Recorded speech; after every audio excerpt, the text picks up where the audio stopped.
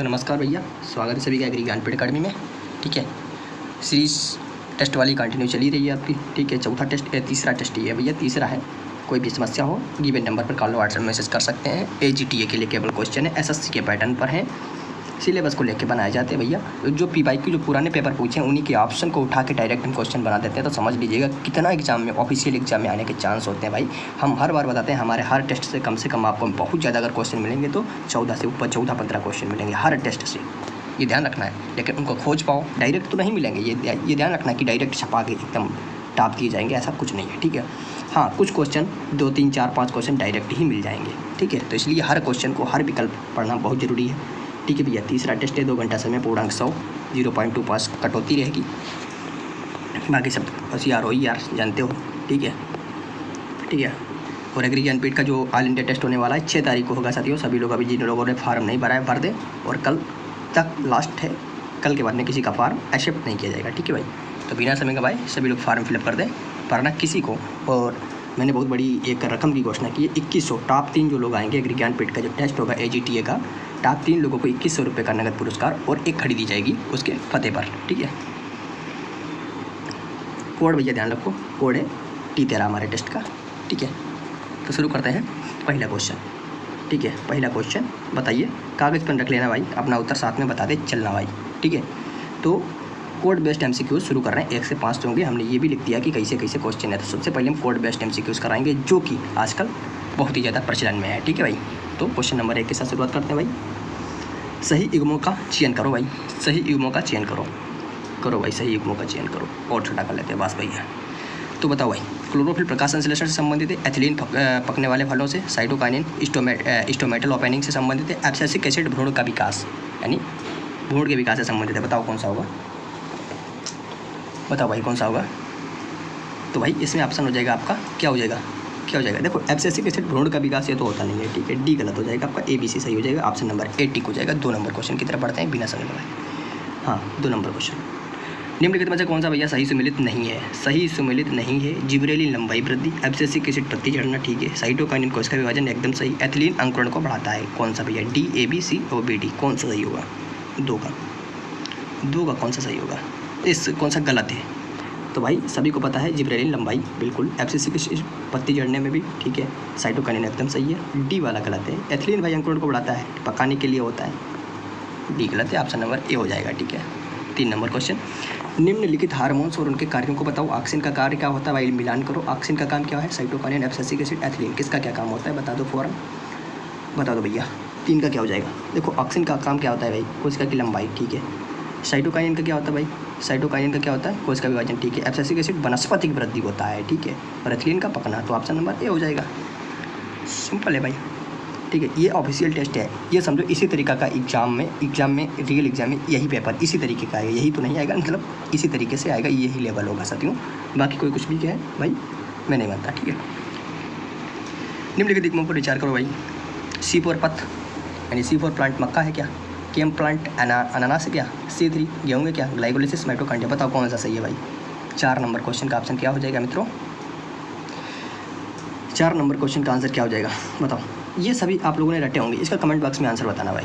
ये रटे होंगे, ये नहीं कराएंगे, सिंपल जो होंगे ज़्यादा उनको छोड़ देंगे। ठीक है भाई, अरे यार ऊपर नीचे 1 सेकंड भाई, बहुत चीज़ें मैनेज करनी होती हैं साथियों। ठीक है, ऐसी गर्मी में बहुत सारी मैनेज चीज़ें करनी होती हैं। 5 नंबर क्वेश्चन है, फोटोसिंथेसिस यानी प्रकाश संश्लेषण प्रक्रिया में कौन से युग्म सही है बताओ? NADPH का संबंध अपचायक एजेंट से, ATP ऊर्जा का स्रोत है क्या?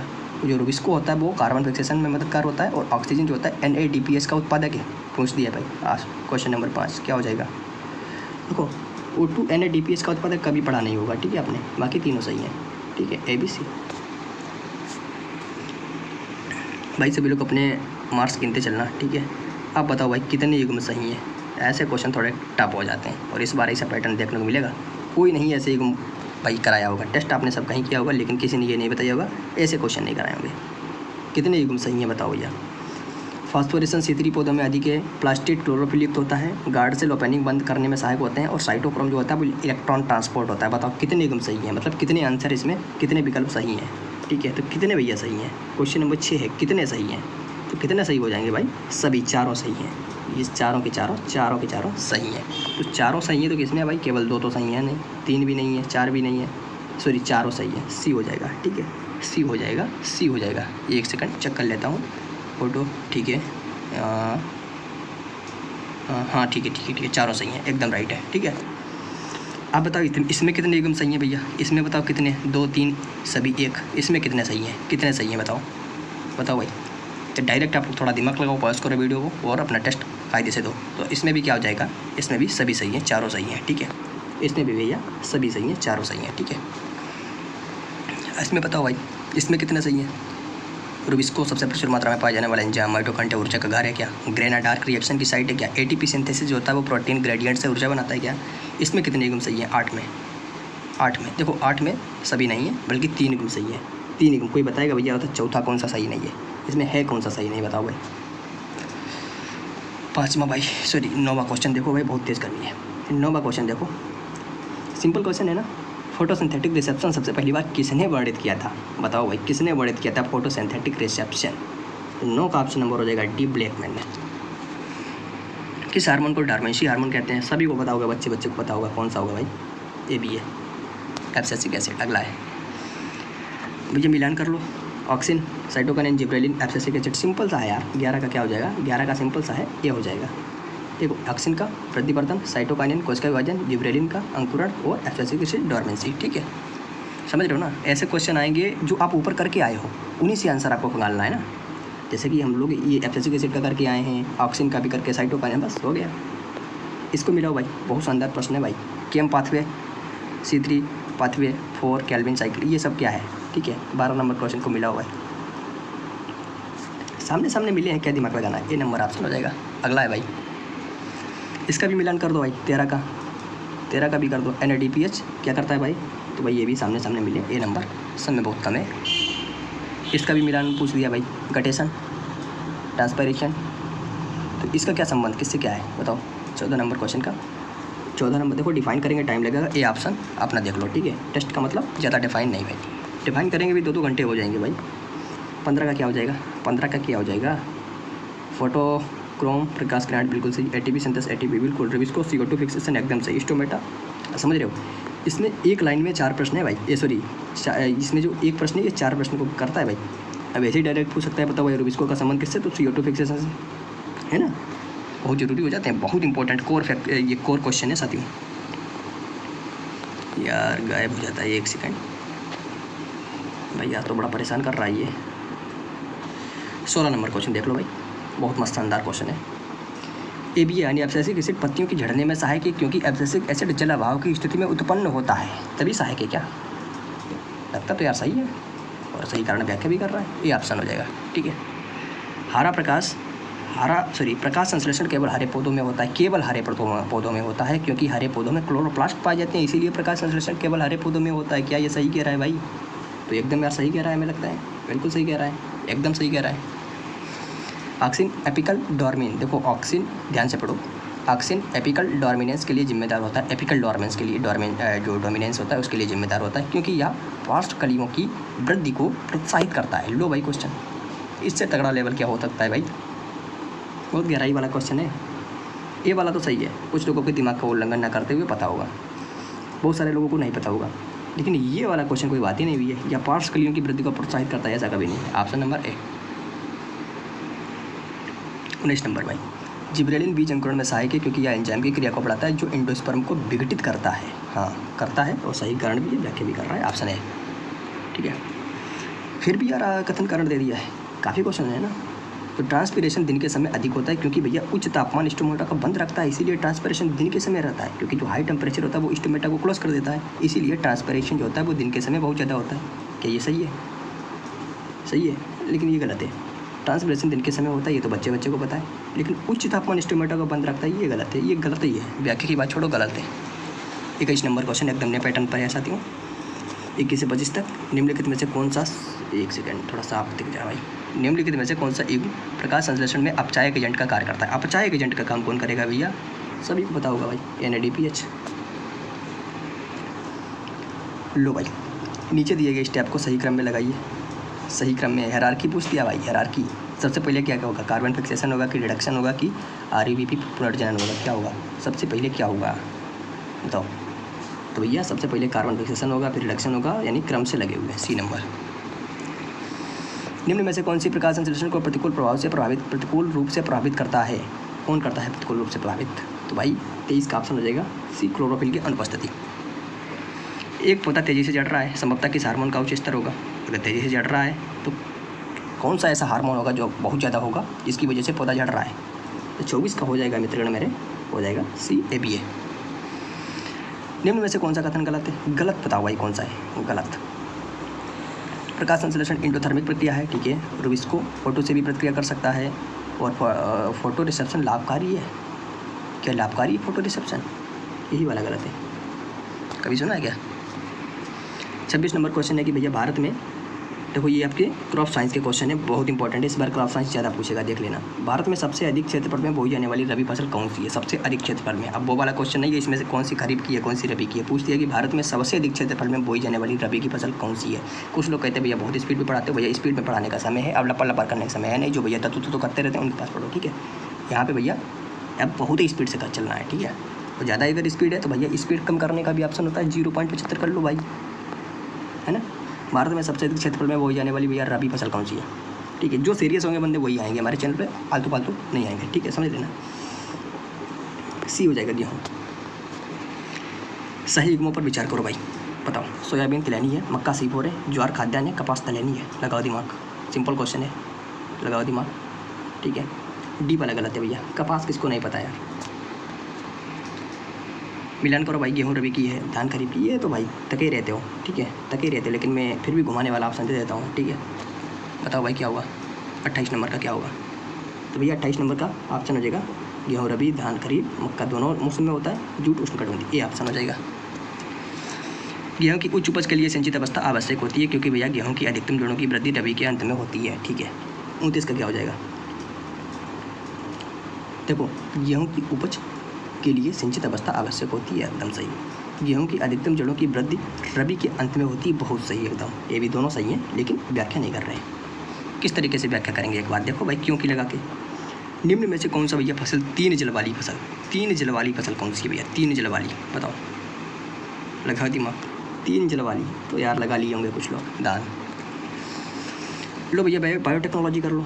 गोल्डन राइस को विकसित किया गया था किस लिए? आयरन बढ़ाने, जिंक, विटामिन ए, रोग प्रतिरोधी बनाने, किस लिए विकसित किया गया था गोल्डन राइस को? बताओ। 31 का option number c, vitamin a बढ़ाने के लिए, ठीक है। बीटी कपास में बीटी का तात्पर्य क्या है? बैक्टीरियल टॉक्सिन, बैसिलस थुरिनजेन्सिस, भाई सही बात है। अगला है 32 का भी, अगला है 33। बताओ भैया, मिलाओ 33 में, मिलाओ भैया 33 में क्या हो जाएगा? देखो 33 में जो है पहला दिया एग्रोबैक्टीरियम ट्यूमिफेसियंस, ये जीन ट्रांसफर एकदम सही है। PCR DNA की प्रतिकृति को बताता है, DNA की जो प्रतिकृति होती है, जो उसकी आकृति होती है, उसका प्रतिबिंब दिखाता है। इलेक्ट्रोफोरेसिस DNA का पृथक्करण एकदम सही है। और क्या है? रिस्ट्रिक्शन एंजाइम DNA, नहीं ये गलत है, रिस्ट्रिक्शन एंजाइम कोई भी DNA को जोड़ने जैसा काम नहीं करता है। ऑप्शन ए हो जाएगा, ABC हो जाएगा, डी गलत हो जाएगा, ठीक है। असत्य बताओ भाई, DNA फिंगरप्रिंट का उपयोग अपराध विज्ञान में होता है, अपराध विज्ञान में होता है DNA फिंगर का प्रिंट, एकदम सही होता है भाई। अच्छा, रिकॉम्बिनेंट DNA तकनीक में 2 DNA जोड़े जाते हैं, 2 DNA जोड़े जाते हैं, ठीक है। ट्रांसजेनिक फसलें GMO नहीं होती हैं यार, होती हैं, इसीलिए तो वो होती हैं, ठीक है। होता है कोई उसीलिए तो होता है, और जब नहीं होता है तो गलत हो जाता है ना। इंसुलिन उत्पादन में बैक्टीरिया प्रयोग किया जाता है, एकदम, तो भाई सी नहीं होगा। 34 का सी नहीं होगा। 35 मिलान करो भाई, बहुत अच्छा क्वेश्चन है, शानदार है भाई, ऐसे क्वेश्चन गलत नहीं होने चाहिए, ठीक है। 35 नंबर क्वेश्चन क्या, थोड़ा दिमाग लगेगा बस हमारे दिमाग क्या लगाना, ए ऑप्शन मार, तो ज़्यादातर यही सही होते हैं, ठीक है। कर लो भैया मिलान भाई, स्कोर सभी लोग बताते चलना भाई किसका कितना आ रहा है, ताकि हमें थोड़ा मोटिवेशन मिले यार। बस विचार करो भाई, सही युग्म कौन सा है भाई? 36 नंबर क्वेश्चन, 36 नंबर, सही युग्म कौन सा है? ब्लैक सॉइल कपास के लिए एकदम सही है। बलुई मृदा जल धारण क्षमता, अरे यार बलुई मृदा की जल धारण क्षमता अधिक हो जाएगी तो भाई कमाल हो जाएगा, गलत हो जाएगा अभी। दोमट संतुलित जलवायु भाई, ठीक है। लाल मृदा आयरनिक, एकदम सही, ए ऑप्शन ACD। 36 का ऑप्शन नंबर ए हो जाएगा, ठीक है। 36 का ऑप्शन नंबर ए। कोई भी गलत मत करना भाई, गलत कोई भी क्वेश्चन नहीं है, ठीक है। बहुत दिमाग लगा के बताया गया, बनाया गया, ठीक है। अब आप लोग इसमें चुचू मुचू नहीं कर सकते हो, ठीक है। एक क्वेश्चन पे रिसर्च किया गया, कोई भी क्वेश्चन आपको गलत नहीं दिया गया है, वो गलत कभी देते नहीं यार, इंसान है, बड़ी बड़ी मशीनें गलत कर देती हैं। पीसीएस जैसे बड़े एग्जाम 40-40 क्वेश्चन ऑफिशियल एग्जाम में गलत बनाते हैं, ठीक है। अब ये तो यार समझ सकते हो ना। और ऐसा कौन सा भैया टेस्ट वाला जो क्वेश्चन गलत ना देता हो। हम ऐसे क्वेश्चन नहीं देते हैं जिसमें डाउट हो, कुछ भी हो, ठीक है। लेकिन कुछ ऐसे होते हैं यार टाइप ही गलत हो जाते हैं, ठीक है, या क्वेश्चन का आंसर गलत हो जाता है, तो पढ़ाते समय कोई ध्यान नहीं देते हैं, ठीक है। ऐसा कई सारी चीज़ें होती हैं। 37 नंबर क्वेश्चन है, निम्नलिखित मृदा प्रकार और उनकी विशेषताओं का मिलान करो। भैया बलुई होती है, जल निकासी उत्तम होती है क्या, चिकनी में दरारें, बताओ। 37 का ए ऑप्शन, ठीक है। अब भैया इसमें ए लग रहा है तो आप लोग अपना मार्क्स बढ़ा लेना, अपने दिल पे हाथ रख के पूछना कि हमें ये पता था पहले कि नहीं, कि हमारे पैटर्न पर ही डिपेंड हो। 38 नंबर क्वेश्चन के 38, निम्नलिखित में से कौन सा कथन सही है भाई। इसी मृदा की लवणता मापने का पैमाना है। पीएच 7 से अधिक होने पर मृदा क्षारीय होती है। पीएच 5.5 से कम होने पर मृदा क्षारीय होती है। सोडिक मृदा में ESP 15% होता है, बताओ। 38 नंबर क्या हो जाएगा, ए ऑप्शन हो जाएगा। सी गलत है भाई। सभी को पता होगा यार क्षारीय का क्या होता है, 7 से अधिक। मृदा अपरदन को कम करने हेतु कौन सी तकनीक उपयुक्त है, कौन सी तकनीक उपयुक्त है, बताओ कौन सी तकनीक उपयुक्त है। कंटूर प्लाउइंग, ठीक है। शेल्टर बेल्ट, ठीक है। सिंचाई की जल की, ये यार कहाँ से आ जाएगा। सिंचाई जल की अधिकता से हम मृदा अपरदन को कम करेंगे भाई। ABD ऑप्शन नंबर 39 का ए, ठीक है। 40, जल उपयोग दक्षता को बढ़ाने के लिए क्या उपाय किए जा सकते हैं। टपक सिंचाई करेंगे, स्प्रिंकलर सिंचाई करेंगे, सही बात। सतही सिंचाई तो करेंगे नहीं, मल्चिंग करेंगे, सही है, लेकिन सतही सिंचाई कोई काम ही नहीं है, ये ऑप्शन। कितने युग्म सही हैं, बताओ भैया कितने युग्म सही हैं। लो आ गया तुमको परेशान करने वाला, लो थोड़ा बड़ा कर लेते हैं फिर बताओ कितने युग्म सही हैं। 41 नंबर क्वेश्चन में, 41 नंबर क्वेश्चन में कितने युग्म सही हैं भैया। तो लघु जल ग्रहण की क्या 100 से 1000 हेक्टेयर में होता है। नालियों का उपचार जल संरक्षण बिल्कुल आता है। मैक्रोपोरस मृदा, देखो ये वाला तो आपको पता ही होगा, नालियों का उपचार जल संरक्षण में, ये भी कुछ लोगों को पता होगा। एसिडी मृदा कम पीएच होता है, ये भी पता होगा, लेकिन इसमें दिक्कत होगी। आप कुछ लोग 3 लगा के आएंगे, लेकिन भैया लघु जल ग्रहण 100 से 1000 हेक्टेयर के बीच होता है, तो ये चारों सही हो जाएंगे भाई। कितने युग्म सही हो जाएंगे मेरे मित्र, चारों हो जाएंगे, ठीक है भाई। 42, 41 का हो गया, 42 का देख लो भाई। 42 में बताओ कितने युग्म सही है, बताओ भैया। बलुई मृदा उच्च जलधारा, ठीक है। काली मृदा दरारें पड़ती हैं। दोमट कृषि के लिए आदर्श से, और चिकनी मृदा धीमा जल निकास। क्या ये गलत है क्या, अब मुझे भी नहीं पता यार। इसमें 3 आपके सही है, आप बताओ कमेंट बॉक्स में कौन सा गलत है। 3 आपके सही है, केवल 3। ऐसे क्वेश्चन नए क्वेश्चन है, बहुत शानदार है साथियों, ठीक है।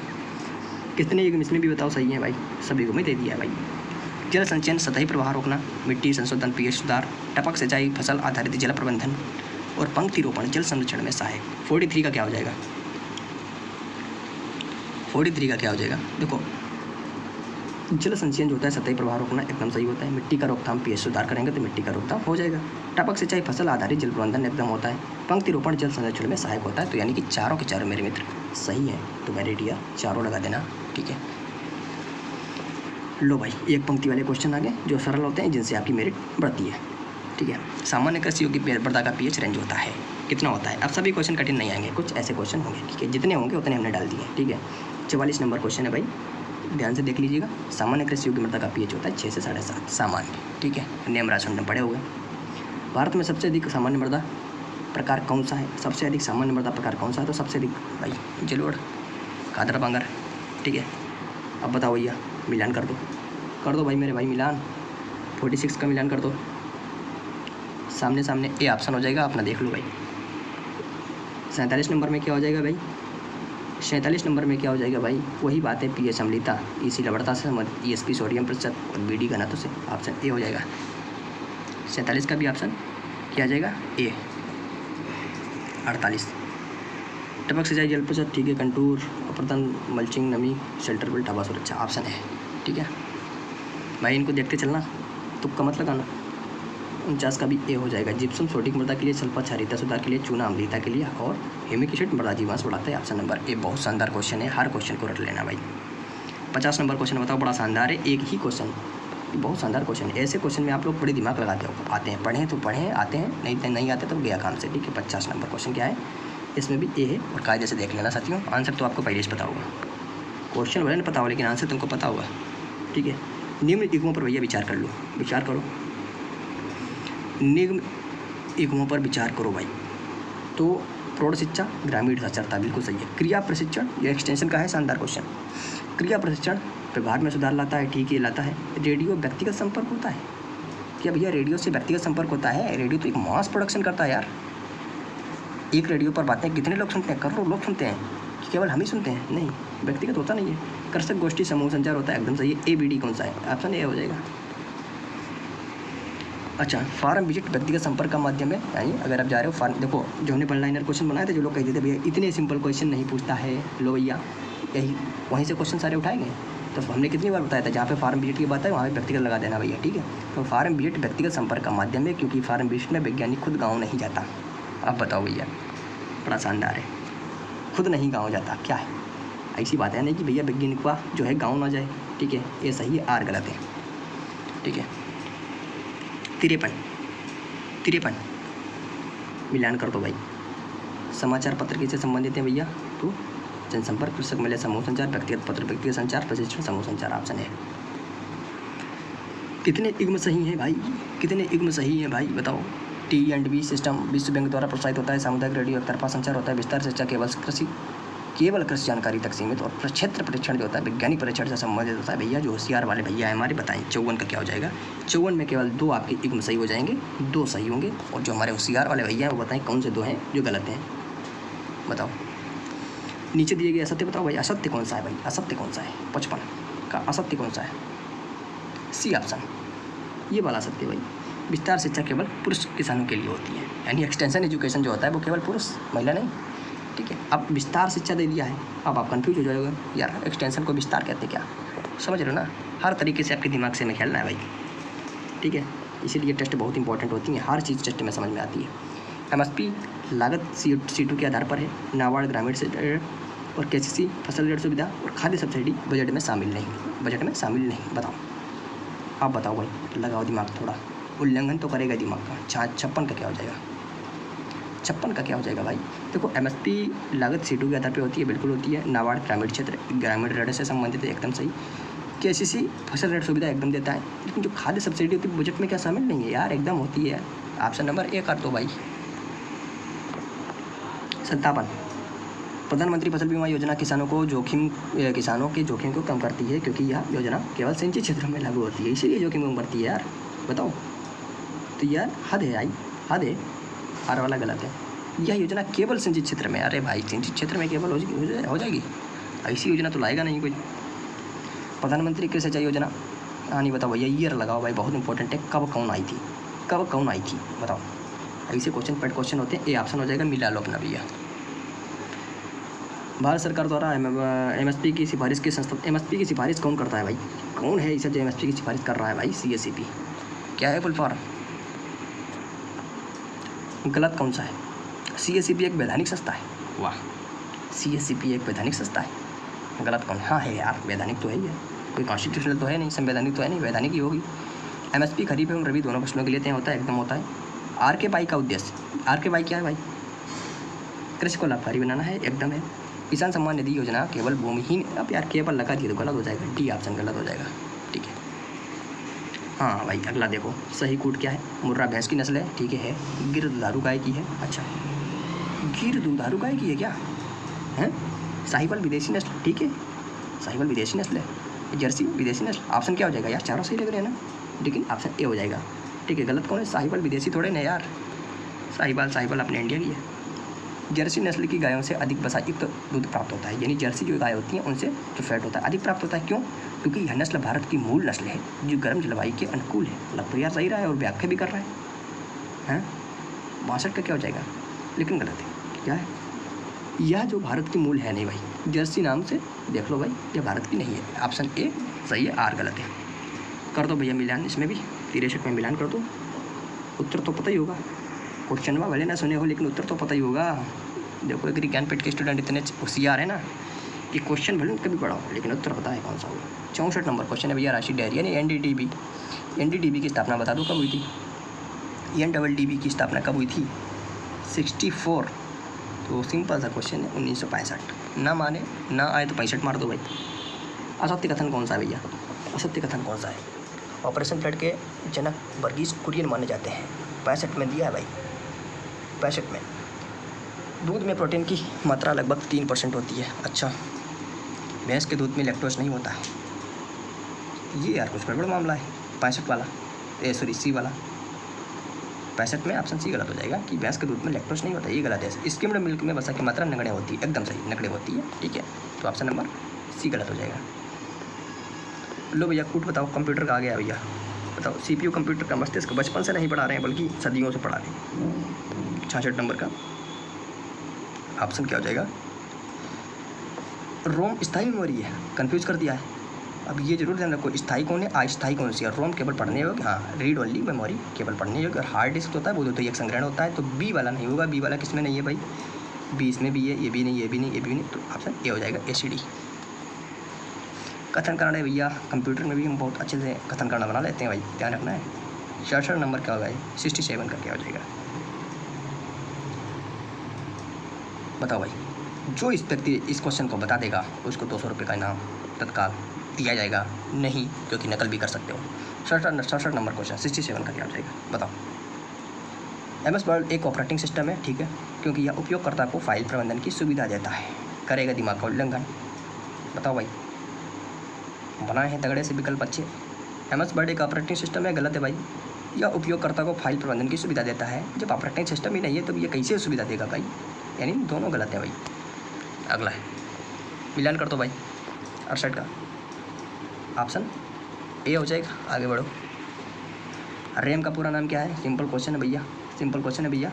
बीच बीच में ऐसे क्वेश्चन वहाँ आपको देखने को मिलेंगे ताकि आप अपने मनोबल को बढ़ा सकें, ठीक है। असत्य कथन चुनो भाई, कौन सा असत्य? HTML एक प्रोग्रामिंग भाषा है, एकदम है भाई, ठीक है। HTML एक प्रोग्रामिंग भाषा है क्या, थोड़ा अपना दिमाग भी लगाना, हम कह रहे हैं उस पर ना जाएँ। Ctrl+X कट करने का शॉर्टकट है भाई। .xls फाइल एक्सेस से संबंधित है, ठीक है। IP एड्रेस नेटवर्क पहचान के लिए प्रयोग होता है, लेकिन गलत है ए। कंप्यूटर का ब्रेन किसे कहते हैं, कंप्यूटर का ब्रेन किसे कहते हैं? 71 नंबर क्वेश्चन हो जाए, CPU कहते हैं, CPU।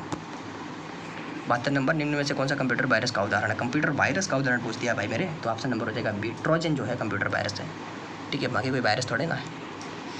73 नंबर क्वेश्चन, निम्न में से किसका प्रयोग गणनाओं के लिए किया जाता है? सॉरी अरे यार, MS Excel में किसका प्रयोग गणनाओं के लिए किया जाता है, बताओ। 73 का ऑप्शन क्या हो जाएगा? गणनाओं के लिए किसका किया जाता है? फार्मूलाज का किया जाता है, जो फार्मूले होते हैं। Ctrl+Z का प्रयोग किस लिए किया जाता है? सिंपल क्वेश्चन डाल दिया भाई, Ctrl+Z का प्रयोग किस लिए किया जाता है? 74 नंबर क्वेश्चन, 74 नंबर क्वेश्चन का ऑप्शन हो जाएगा सी, अंडू करने के लिए, अंडू। किस उपकरण का उपयोग प्रोजेक्शन के लिए होता है? प्रोजेक्शन के लिए किसका उपयोग होता है भैया? तो ऑप्शन नंबर हो जाएगा सी, प्रोजेक्टर के लिए, प्रोजेक्टर में प्रोजेक्शन, प्रोजेक्टर प्रोजेक्शन, ठीक है। कूट बताओ भैया कौन सी है? गूगल जो है सर्च इंजन है, ठीक है, एकदम है। MS power point presentation software है क्या? प्रेजेंटेशन सॉफ्टवेयर, ठीक है। अच्छा, और जो लिनक्स है वो एप्लीकेशन नहीं, ये गलत है। प्रिंटर आउटपुट डिवाइस है, ठीक है, ऑप्शन ए हो जाएगा, ऑप्शन हो जाएगा ए हो जाएगा। 76 का ऑप्शन नंबर ए हो जाएगा right answer. 77 number, computer virus हानिकारक होते हैं, ठीक है, हाँ होते हैं भाई। वे हार्डवेयर को फिजिकली नष्ट कर देते हैं। अब भैया फिजिकली कैसे नष्ट करेंगे, कोई इसमें क्या पैर और लाठी हाथ होते हैं क्या? ऑप्शन नंबर हो जाएगा बी, ये सही है, आर गलत है। ऐसे ऐसे लॉजिक लगाओ भाई। किसका प्रयोग फाइल भेजने के लिए होता है? एक्सेल का, पेंट का, जीमेल का। पैंट है, पैंट पहनने वाली नहीं, ईमेल का, CMD का, किस में होता है भाई बताओ? तो जीमेल, फाइल भेजने के लिए जीमेल यूज़ करेंगे भाई। PDF फाइल को खोलने के लिए कौन सा सॉफ्टवेयर आवश्यक होता है? तो PDF फाइल को अगर खोल ले तो कौन सा सॉफ्टवेयर आवश्यक होगा? तो सभी को पता होगा, मैंने कई बार कराया है, एडोब रीडर। आ रहे हैं वन लाइनर काम में भाई। कंप्यूटर में डेटा को अस्थायी रूप से कहाँ रखा जाएगा? घर में। कहाँ रखोगे भाई? तो रैम में रखोगे यार, और रैम घर में होती है, बात तो वही है। उत्तर प्रदेश की वर्तमान राजधानी बताओ भैया। ऐसे क्वेश्चन कठिन है ना, ऐसे क्वेश्चन अगर नहीं कर पाए तो समझ लो सिलेक्शन पास में है, समझ रहे हो ना, सिलेक्शन पास में नहीं है। 81 नंबर क्वेश्चन क्या हो जाएगा? बनारस। उत्तर प्रदेश की राजधानी क्या है भाई? बनारस नहीं यार, तो लखनऊ है। उत्तर प्रदेश में विधानसभा सीट बता दो भाई, विधानसभा सीट बता दो, हर बच्चे हर भाई बहन को पता होना चाहिए। 82 का ए, 403। ODOP योजना का मुख्य उद्देश्य क्या है? उद्देश्य तो चारों सही लग रहे होंगे क्या, लेकिन मुख्य उद्देश्य क्या है? मुख्य उद्देश्य क्या है भाई? 83 का ऑप्शन हो जाएगा बी, एक जिला 1% उत्पाद को बढ़ावा देना। बस हो गया। हरित क्रांति से सर्वाधिक लाभान्वित क्षेत्र उत्तर प्रदेश में कौन सा था? कौन सा ऐसा क्षेत्र था जो ग्रीन रिवोल्यूशन से सर्वाधिक लाभान्वित हुआ था? तो ऐसा कौन सा था भाई? वो ऐसा था आपका तराई क्षेत्र, ठीक है, तराई क्षेत्र। उत्तर प्रदेश के किस शहर को भारत की धार्मिक राजधानी कहा जाता है? धार्मिक राजधानी, अब अयोध्या भी दिया, बनारस भी दिया है, प्रयागराज भी दिया है। आप क्या करोगे? अब क्या करोगे भाई? पढ़ा नहीं होगा तो कर नहीं पाओगे। सी नंबर हो जाएगा बनारस। बनारस बहुत पुराना है यार। यूपी में किस नदी को जीवन रेखा कहा जाता है? जीवन रेखा किसे कहा जाएगा? बस एक ही नदी है, कौन सी है? गंगा। उत्तर प्रदेश में वन डिस्ट्रिक्ट वन इनोवेशन योजना कब शुरू हुई थी? बताओ। वन डिस्ट्रिक्ट वन प्रोडक्ट तो सभी को पता होगा, वन डिस्ट्रिक्ट वन इनोवेशन कब शुरू हुआ था? तो बस 24 में शुरू हुई थी। काफ़ी इंपॉर्टेंट है। उत्तर प्रदेश की सीमा सबसे अधिक किस राज्य से जुड़ती है? सबसे अधिक किस राज्य से जुड़ती है? 88 का ऑप्शन क्या हो जाएगा? बी, मध्य प्रदेश से। राजकीय पशु उत्तर प्रदेश का कौन सा है? 89 का। राजकीय पशु उत्तर प्रदेश का कौन सा है? बी, बारहसिंगा का। देखो हर टेस्ट में कठिन क्वेश्चन सिंपल दोनों होते हैं, लेकिन हमने जो कठिन देने वाले थे कठिन दे दिए हैं, सिंपल जहाँ पे करना था वहाँ पे करा दिए हैं। कभी हम जीके में कठिन रख देते हैं, करंट में कठिन रख देते हैं, तो एग्रीकल्चर के सिंपल कर देते हैं। रेशियो वही रखेंगे जो असल एग्जाम में पूछा जाएगा। बस आप लोग हमें बताइएगा आप लोग कितने क्या सही करते हैं। ठीक है, आगे बढ़ते जाओ। उत्तर प्रदेश में किस शहर में पहला अंतर्राष्ट्रीय क्रिकेट स्टेडियम बन रहा है? पहला अंतर्राष्ट्रीय क्रिकेट स्टेडियम बन रहा है। 90 का सी हो जाएगा, करंट का है। उत्तर प्रदेश के राज्यपाल कौन है भैया? 2025, 91, 91 और 2025 के ही नहीं बल्कि बहुत पुराने हैं। 91 ये ऑप्शन आनंदीबेन पटेल। ठीक है। उत्तर प्रदेश में प्रयागराज कुंभ 2025 का आयोजन किस महीने में शुरू हुआ? किस महीने में शुरू हुआ? सिंपल क्वेश्चन है लेकिन छोड़ दोगे, हमें पता है, जनवरी में। 93 नंबर। उत्तर प्रदेश में किस राज्य को राजभाषा का दर्जा प्राप्त है? किस भाषा को राजभाषा का दर्जा प्राप्त है? कौन सी भाषा भैया? 93 में। तो 93 में वो भाषा है आपकी सी, हिंदी को। ठीक है। Smart village campaign Uttar Pradesh में किसके अंतर्गत चल रही है? ऑप्शन नंबर हो जाएगा 94 का कौन सा? तो बी, ग्रामीण विकास मंत्रालय के अंतर्गत। यूपी में किस योजना का उद्देश्य $1 ट्रिलियन की अर्थव्यवस्था बनाना है? $1 ट्रिलियन की अर्थव्यवस्था बनाना है, तो ऑप्शन नंबर हो जाएगा ए, मिशन ट्रिलियन का है। ठीक है। करंट अफेयर के क्वेश्चन है साथियों, बड़े शानदार हैं। करंट अफेयर के क्वेश्चन है बड़े शानदार हैं, देख लो।